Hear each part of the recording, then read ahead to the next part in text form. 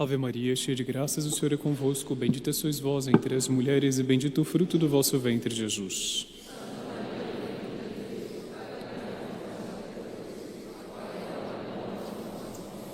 Queiram sentar-se um instante, por favor?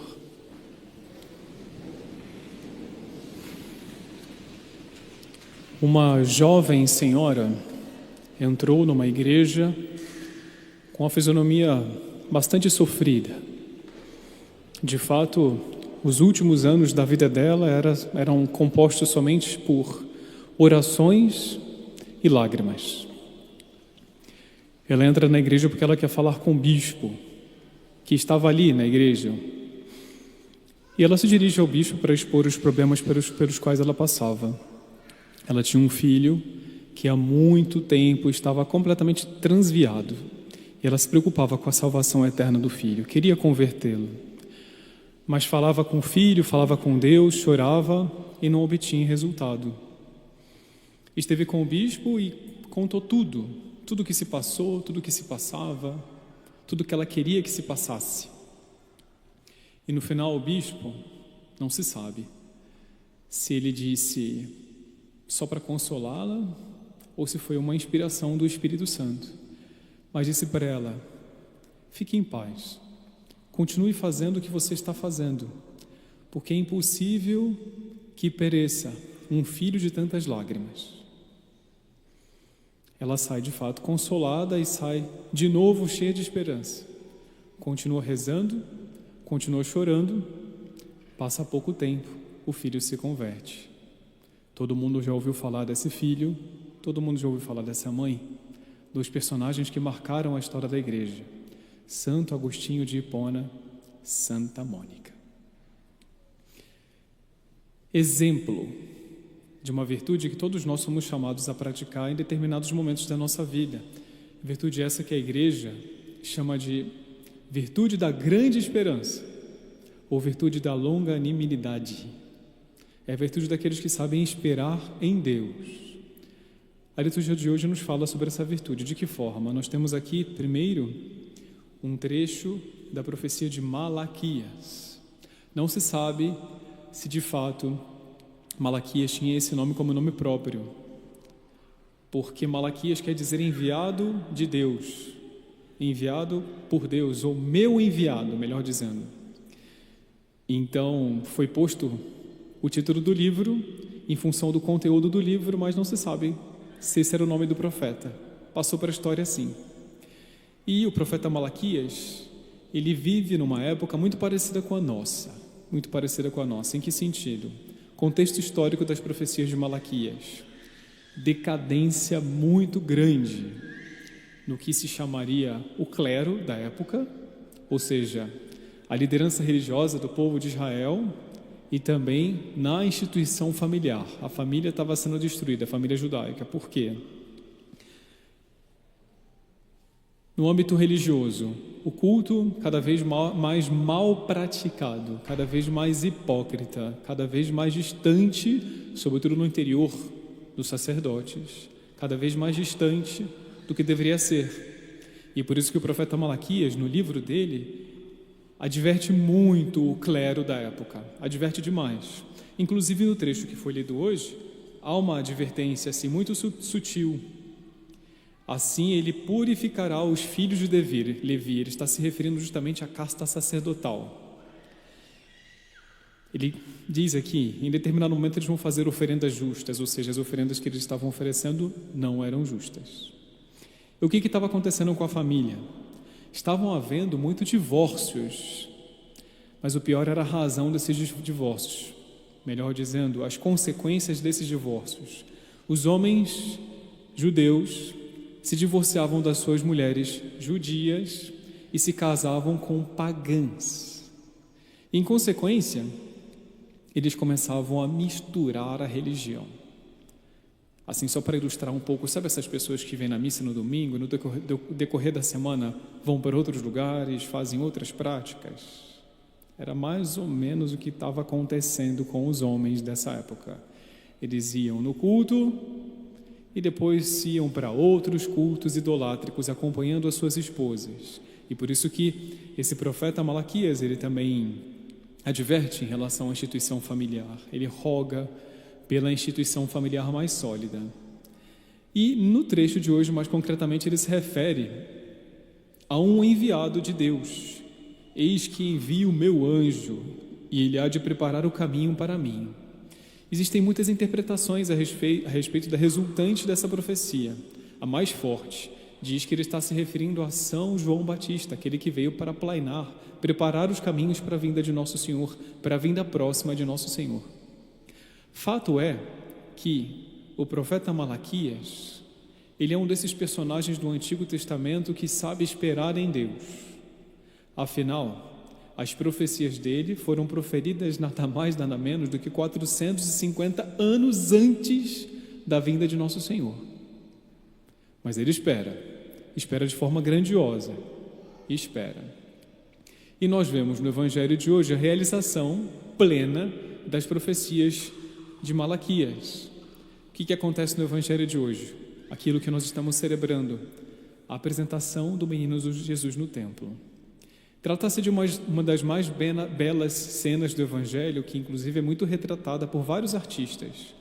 Não vou propor isso agora, mas convém que no final da missa todos se dirijam aqui para a nave lateral, porque lá no final do corredor da nave lateral tem uma pintura muito bonita, uma representação, uma réplica de uma pintura de Fra Angélico, mostrando justamente o menino Jesus sendo apresentado no templo. Ali está Nossa Senhora, São José, o menino, e também está o profeta Simeão e Santa Ana. E o profeta Simeão entra em destaque nesse trecho do Evangelho, porque ele fazia parte da estirpe dos hebreus, dos judeus, que esperavam o Messias. Só que a espera dele, a realização da espera dele supera toda expectativa. Haviam judeus que imaginavam que tratar-se-ia de um novo profeta que viria, outros imaginavam que seria um rei, outros imaginavam que seria um sacerdote, mas não veio só um profeta, não veio só um sacerdote, não veio só um rei. Quem que veio? Veio o próprio Deus. Veio a segunda pessoa da Santíssima Trindade e se encarna. As expectativas de todo Israel que se concentravam ali de forma simbólica no profeta Simeão se realizam de forma maravilhosa, como jamais os judeus poderiam imaginar. Bom, essa espera que acontece no Antigo Testamento, essa espera que aconteceu com o profeta Simeão e com todos os israelitas, ela tem uma lição para nós. Todos nós recebemos no decorrer das nossas vidas, concebemos no decorrer de nossas vidas desejos. Todo mundo tem desejos no interior da alma. Às vezes maus desejos, mas com frequência bons desejos.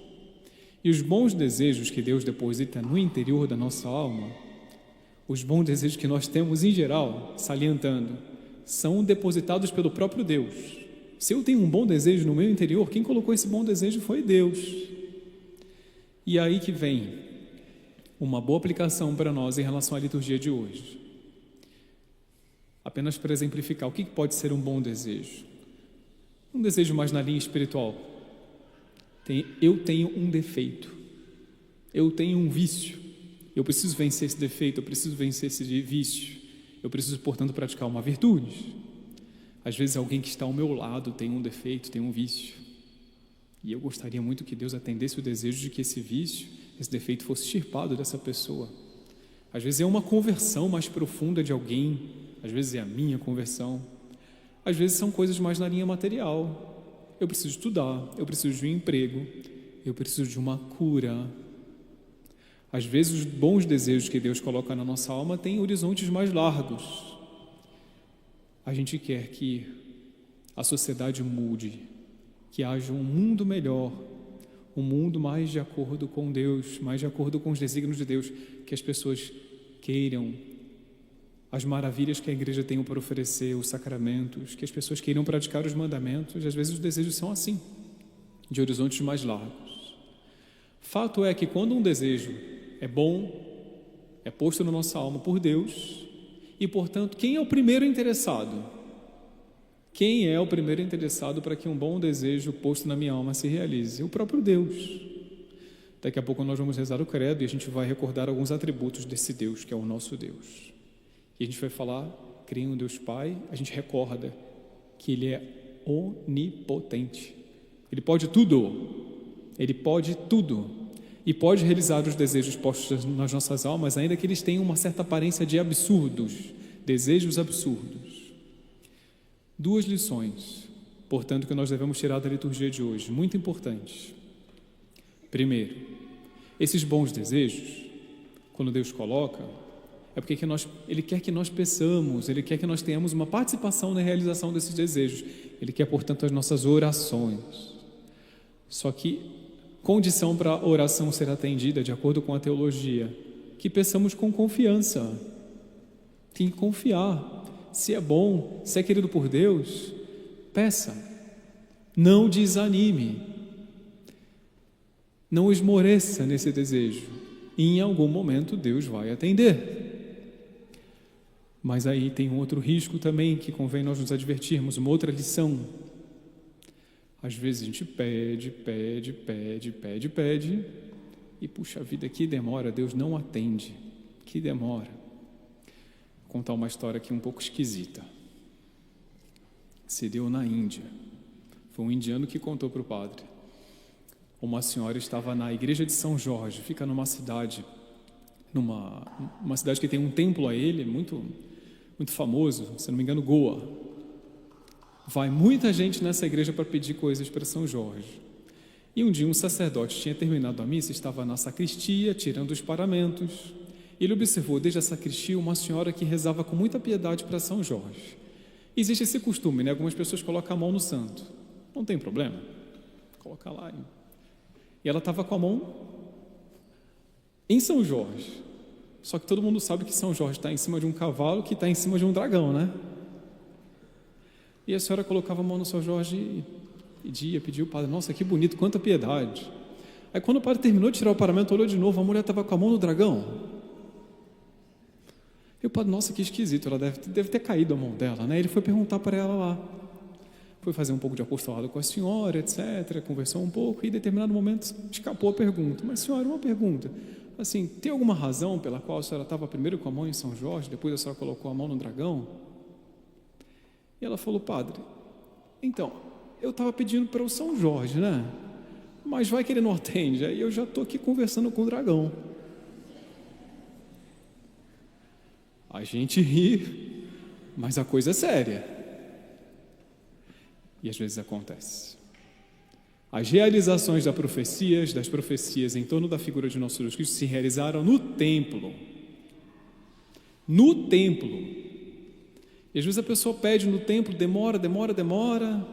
E a pessoa, ao invés de fazer como o profeta Simeão e perseverar no templo, começa a pedir em outros cantos. Começa a abraçar outras práticas religiosas na esperança de ser atendido, independente de quem que vai atender. Nós precisamos tomar cuidado com isso. Precisamos nos advertir a respeito dessas coisas. E saber, dizia nosso mestre espiritual, Dr. Plínio, que as grandes esperas significam grande generosidade de Deus em atender. E a prova disso foi o próprio profeta Simeão. E o povo de Israel esperaram, e veio um Deus atender o pedido. E a gente tem que esperar, tem que rezar com essa grande esperança da generosidade em relação a Deus. Praticar essa virtude chamada longanimidade nas nossas orações, também chamada pela igreja de grande esperança. Fato é que quando a gente espera, Deus está operando alguma coisa na nossa alma e às vezes a gente não se dá conta. Ele está trabalhando na nossa alma. Às vezes essas esperas nos aproximam mais dele, ele nos quer próximo. Às vezes essas esperas fazem frutificar no nosso interior novas virtudes, um relacionamento mais profundo com ele, mais caridade para com os outros e assim por diante.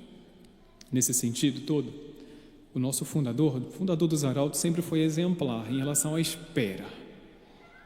Todo mundo sabe o quanto é difícil ser pai e mãe de família. As pessoas que têm essa experiência, todo mundo nasceu numa família sabe como é que é, mas sobretudo quando tem essa experiência em si. Uma certa analogia há com a paternidade espiritual. Ele sempre foi, se podemos dizer assim, um paizão em relação aos filhos dele. E ele sempre deu o exemplo de espera. Às vezes o filho espiritual precisa dar um passo, precisa melhorar num ponto, no outro, e ele sabia esperar o momento apropriado para falar, sempre rezava pelas nossas conversões. E aconteceu um fato muito ilustrativo nesse sentido, com isso concluímos. Era um filho espiritual dele que era fraco. Queria muito ser dos arautos. Os arautos nem tinham esse nome ainda, arautos do Evangelho. Ele queria ser muito dos arautos. Chegou a morar na vida comunitária conosco. Só que ele era fraco de vez em quando. Ele falava claramente: eu quero ser, eu tenho vocação e tal. E de vez em quando ele dava uma desaparecida.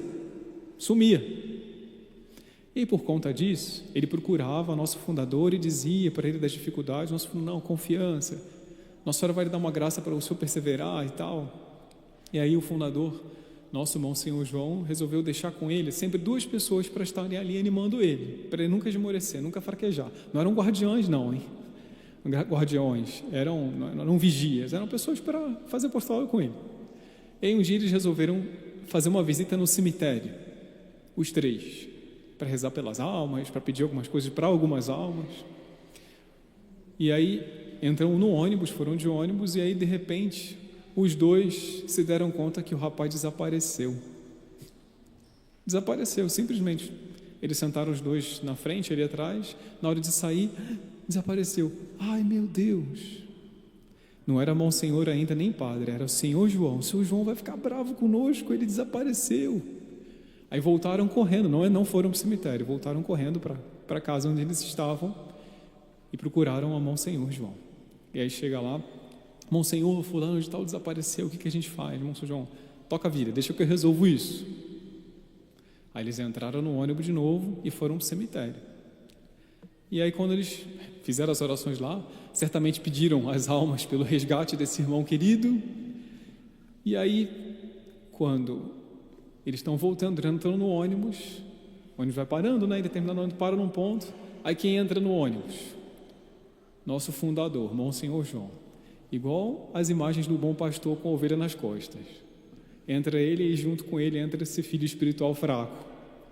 Ele sorrindo, contente, está aqui, pronto. Animando ele, animando os outros 2 que tinham ficado meio...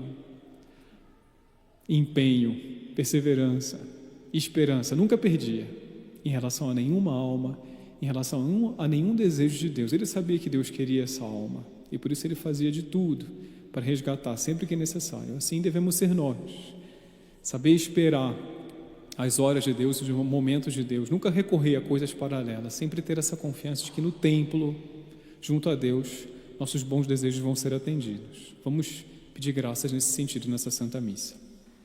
Louvado seja nosso Senhor Jesus Cristo.